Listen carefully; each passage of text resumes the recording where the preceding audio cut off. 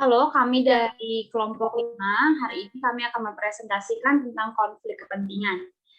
Sebelum memulai, izinkan kami memperkenalkan diri kami dulu. Yang pertama ada Kasih Wahyu Iqbal, kemudian ada saya sendiri, Novena Valencia, kemudian ada Davis Ramadan, Farika Nur Safitri, dan Putri Siti Rohma, dan juga Fadila Lutfi Normadani. Dan presentasi akan dimulai oleh Fadila, silakan. baik, kami akan membahas apa itu kepentingan konflik. Kepentingan konflik yaitu situasi di mana kepentingan pribadi seseorang bertentangan dengan kepentingan profesionalnya yang cukup mempengaruhi pelaksanaan tugas-tugasnya secara objektif. Dalam hal ini, dapat disimpulkan bahwa konflik kepentingan adalah situasi di mana kepentingan pribadi mengalami konflik dengan profesinya yang dapat mempengaruhi objektivitas pelaksanaan tugas. Nah, yang kedua ini hubungan pribadi versus profesional. Menimbulkan adanya PR etik mania. Apa itu PR etik mania? PR etik mania adalah permainan strategi berdasarkan prinsip-prinsip hubungan masyarakat. Salah satu syarat utama untuk permainan ini adalah agar pemain dapat memecahkan dilema etika. Solusi yang diusulkan kemudian akan dinilai berdasarkan konsensus dari pemain lawan dalam upaya untuk menengahi semua area abu-abu dalam etika. Dalam hal ini, menimbulkan serangkaian pertanyaan yang belum terjawab tentang hubungan pribadi dan profesional antara praktisi PR dan atasan, teman, dan klien mereka. Dalam kasus yang dikemukakan pada permainan ini adalah adanya realitas ketidakseimbangan kekuatan seperti hubungan seseorang dokter dengan pasiennya dapat dipenuhi masalah yang praktis maupun etis. Oke, untuk selanjutnya ada kepraktisan daripada etika. Terlepas dari masalah etis, terdapat banyak isu-isu sehari-hari yang praktis yang perlu diperhatikan yang ditimbulkan oleh hubungan yang penuh konflik ini. Terkadang menghadapi implikasi praktis dari sebuah situasi dapat membantu untuk menghindari masalah etika. Beberapa organisasi memiliki pedoman etika yang secara khusus melarang hubungan tersebut untuk menghindari jenis masalah interpersonal dan bisnis yang sering muncul. Karena terlepas dari masalah etika, terdapat masalah-masalah yang akan muncul yang disebabkan oleh hubungan yang terlarang ini. Misalnya, apa yang terjadi ketika hubungan tersebut berakhir dan bagaimana hal itu akan mempengaruhi hubungan profesional dan hubungan mereka dengan rekan-rekan mereka. Bagi banyak orang, sulit untuk membuat jeda antara waktu pribadi dan profesional saat bertatap muka dengan orang yang dicintai. Sulit untuk menyelesaikan pekerjaan, dan ini mungkin pada kenyataannya akan mengarah pada masalah etika dalam pekerjaan. Konfluar. Meskipun pelaku utama dalam skenario kecil bab ini tidak berkencan dengan seorang tempatnya bekerja di bidang PR, ada banyak orang yang terkena dampak dari sebuah hubungan personal yang atau paling tidak dianggap orang lain bahwa hubungan itu mempengaruhi kehidupan profesi. Adakah implementasi etis dari membina hubungan pribadi dengan klien atau calon klien kita?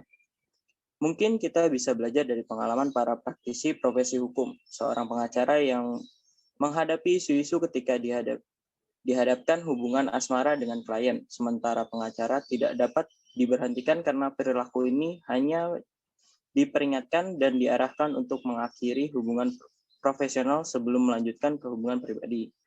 Karena sebuah hubungan pribadi dapat mempengaruhi persepsi dari seluruh situasi dan dapat mempengaruhi penilaian profesional seseorang.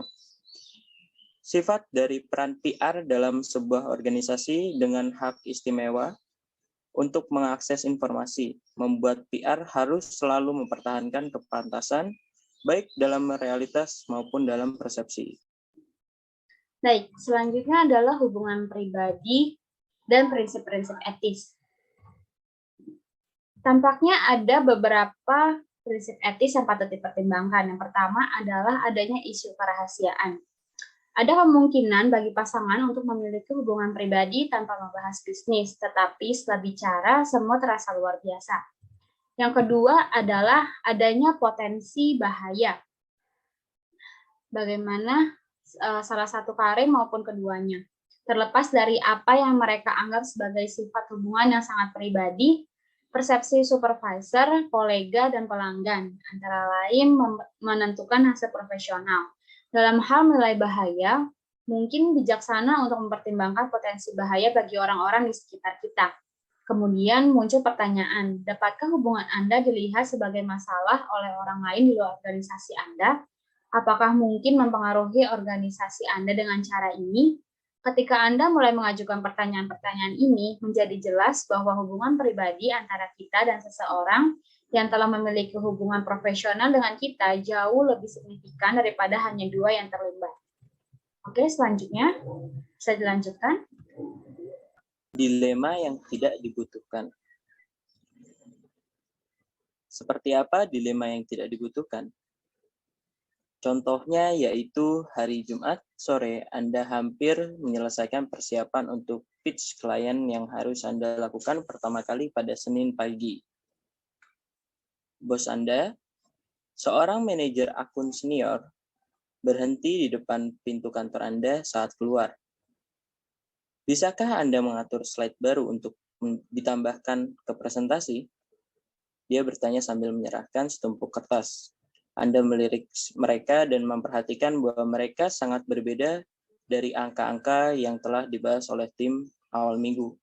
Situasinya lebih besar dari Anda, tetapi keputusan tentang perilaku Anda jauh dalam hati nurani Anda sendiri. Kode etik profesional Anda tidak akan membantu Anda saat ini.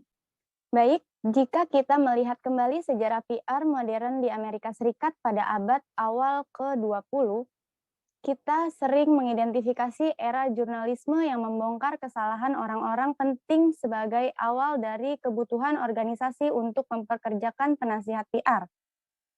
Apa sih yang sebenarnya kita hadapi? Yang sedang kita hadapi adalah rangkaian pengungkapan yang dimulai dari pertengkaran sederhana, karena tidak ada kata yang lebih baik hingga pengungkapan rahasia. Sederhananya, perilaku tidak etis secara publik yang diamati di tempat kerja dapat mengakibatkan kerugian bagi publik. Perilaku tidak etis ini mulai dari bahaya lingkungan, resiko kesehatan, pencurian, hingga korupsi. Kemudian ada bagaimana cara menjadi pembocor rahasia. Bagaimana Anda tahu kapan harus mengambil tindakan dan bergerak maju untuk mengungkapkan informasi? Tidak ada keraguan bahwa ini adalah pandangan yang sangat menakutkan dan dapat memiliki dampak yang lebih besar daripada yang dapat dibayangkan oleh pelapor potensial. Tetapi mengetahui bahwa Anda harus melakukan itu benar-benar masalah hariannya pribadi. Jika Anda tahu bahayanya sudah dekat dan memiliki kekuatan untuk menghentikannya, jelas bahwa Anda akan bertindak secara etis. Namun pada kenyataannya tidak semudah itu. Langkah pertama Anda hanya melibatkan Anda. Pada hari ini, Anda mungkin tidak memiliki bukti nyata bahwa apa yang Anda pikir sedang terjadi benar-benar terjadi. Namun jika Anda memiliki bukti kesalahan di pihak organisasi tempat Anda bekerja, Anda menghadapi. Selanjutnya ada menimbang konsekuensi. Di Inggris Raya, pelapor dilindungi di bawah Undang-Undang Pengungkapan Kepentingan Publik 1998. Mungkin juga ada undang-undang di Amerika Serikat untuk melindungi orang yang akan melapor. Tapi itu tidak terjadi di semua negara. Sebagai contoh, orang Kanada tidak sebegitu beruntung. Hanya ada satu provinsi di Kanada yang memiliki undang-undang seperti itu. Bahkan jika ada undang-undang untuk melindungi Anda dari pelecehan dan pembalasan yang terang-terangan, ada jenis tuduhan yang lebih halus yang mungkin datang kepada melapor. Ada kenyamanan tertentu dalam tetap setia pada diri sendiri dan nilai-nilai Anda sendiri. Jadi, orang yang berani mengungkapkan kesalahan berarti telah melakukan hal-hal yang benar, meskipun dia harus menghadapi resiko, karena akan ada kepuasan tersendiri dalam bertindak sesuai dengan diri sendiri. Poin selanjutnya adalah pengaduan, di mana tidak ada bahaya nyata yang dirasakan publik, tetapi jelas ada pelanggaran perilaku etis seperti pencurian kecil-kecilan, pemborosan anggaran untuk menipu calon klien, dan lainnya. Perlu mempertimbangkan konsekuensi secara pribadi pada nilai-nilai untuk memastikan bahwa apa yang akan dilakukan tidak dimodifikasi oleh masalah kecil seperti kecemburuan profesional atau ketidaksukaan pribadi terhadap orang lain atau individu. Jika tempat kerja tidak memiliki mekanisme formal untuk melaporan antonim tentang perilaku tersebut, langkah pertama terbaik adalah menghadapi individu tersebut. Ini mirip dengan mencoba mendatangi situasi potensial whistleblowing secara internal sebelum pergi keluar. Jika ini tidak berpengaruh, maka perlu mempertimbangkan untuk pergi ke otoritas yang lebih tinggi. Oke, selanjutnya ada the temptation of moonlighting. Salah satu keuntungan besar dalam bidang hubungan masyarakat adalah jenis fleksibilitas yang diberikan di pasar kerja. Ini berarti banyak peluang untuk praktisi PR itu sendiri untuk menjadi wirausahaan jika praktisi PR tersebut mau, atau melakukan pekerjaan ekstra ketika ada seseorang yang membutuhkan keahlian PR tersebut. Ini adalah salah satu dari keputusan pribadi. Namun, apakah terdapat pelanggaran etika di dalamnya? Untuk lebih jelasnya akan dibahas oleh teman saya. Materi selanjutnya adalah why moonlighting. Alasan orang-orang dalam hubungan masyarakat moonlight sama individualnya dengan orang-orang yang melakukannya. Beberapa yang paling umum termasuk memanfaatkan peluang untuk meningkatkan portofolio atau untuk mendapatkan pengalaman di bidang yang mungkin bukan bagian dari pekerjaan harian. Lainnya melakukan karena mereka tidak terlalu menyukai pekerjaan tetap mereka. Poin selanjutnya, Tika. Pertanyaan besarnya di sini bukanlah apakah Anda dapat bekerja sambilan. Ada banyak peluang bagi mereka yang mencarinya. Tetapi haruskah Anda melakukannya? Sama seperti semua pertanyaan etis lainnya. Tidak ada jawaban hitam dan putih. Ini bukan masalah sederhana yang Anda harus atau tidak, Anda tidak boleh. Ini lebih merupakan masalah pemeriksaan masalah etika dan melihat berbagai situasi. Beberapa di antaranya menimbulkan lebih banyak masalah etika daripada yang lain. Berikut adalah beberapa potensi jebakan. Yang pertama ada konflik kepentingan. Konflik kepentingan ini menempatkan dalam situasi konflik kepentingan dengan perusahaan. Jika klien profesional ini adalah pesaing yang akan memiliki akses ke informasi di kedua sisi yang bukan milik untuk dibagikan. Bahkan, kesan bahwa mungkin berada dalam situasi konflik sudah cukup untuk membuat pilihan ini tidak dapat diterima secara moral. Yang kedua, mengatakan kebenaran, bahwa Anda berhak melakukan apa saja yang Anda inginkan di waktu senggang. Pertimbangan mengapa Anda begitu keras tentang hal ini. Motivasi Anda mungkin merupakan kunci nyata dari ketidaknyamanan Anda dengan keterbukaan. Yang ketiga ada pencurian. Pencurian tidak dapat diterima oleh praktisi etis. Jika Anda menggunakan waktu atau sumber daya majikan Anda untuk keuntungan pribadi, Anda tidak berperilaku secara profesional atau etis. Yang terakhir, yang keempat, membahayakan orang lain. Kemungkinan seseorang akan dirugikan jika melakukannya.